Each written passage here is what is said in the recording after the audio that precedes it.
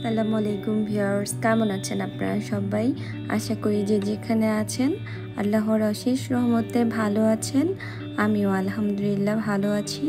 আমি আজকে আপনাদের জন্য নিয়ে এসেছি আরেকটা রেসিপি।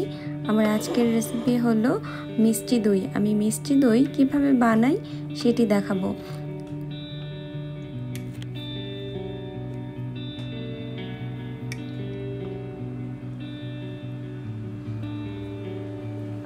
এখানে আমি মিষ্টি দই বানানোর জন্য আমার যা যা লাগবে আমি সব কিছু নিয়ে নিয়েছি। এখানে আমি এব্রোপটেটেড মিল্ক নিয়েছি 2টা। আর যাদের কাছে এই মিল্কটা না থাকবে তারা দুধকে ভালো করে ঘন করে তারপরে নিতে হবে।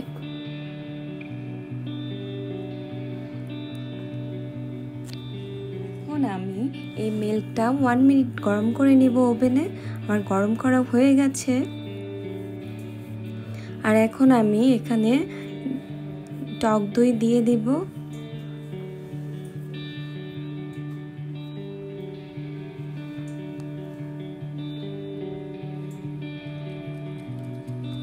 এখন আমি একটা হুইস্কের মাধ্যমে ভালো করে মিক্স করে নিব।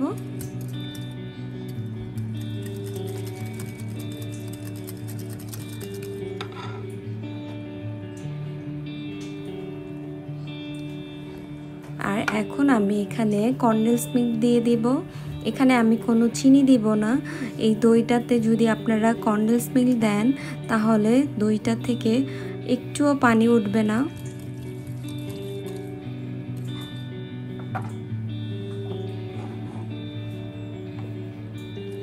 তারপরে আমি এখানে 1 কাপ পরিমাণ গুঁড়ো দুধ দিয়ে দিব।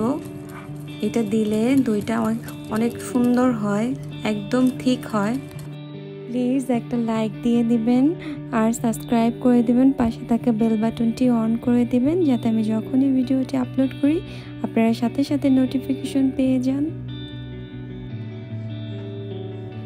মিষ্টি দই বানানোর জন্য আমার মিক্সটা ভালো করে মিক্স করা হয়ে গেছে। এখন আমি এখানে একটা মাটির হাঁড়িতে দিয়ে দিব পর্যাপ্ত পরিমাণ। আর এখানে আমি একটা কাচের বোলে দিয়ে দিব। তারপর আমি ফয়েল পেপার দিয়ে ভালো করে ঢেকে দিব। আমি মিষ্টি দইটাকে ভালো করে ফয়েল পেপার দিয়ে ঢেকে তারপর আমি ওভেনে দিয়ে দিব। আমি ওভেনটা আগে থেকেই গরম করে রেখেছিলাম। এটা হতে আমার 15 মিনিট সময় লেগেছে। এই তো তৈরি হয়ে গেছে মিষ্টি দই, একদম ভালো করে জমে গেছে।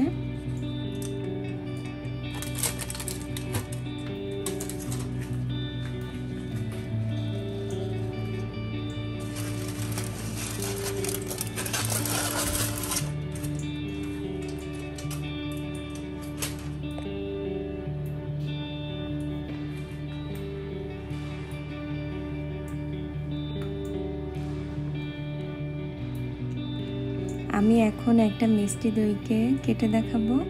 দেখেন কত সুন্দর হয়েছে আর অনেক ইয়াম্মি হয়েছে। আপনারা বাসায় এভাবে ট্রাই করে দেখবেন। হয়ে গেল দারুণ মজাদার মিষ্টি দই।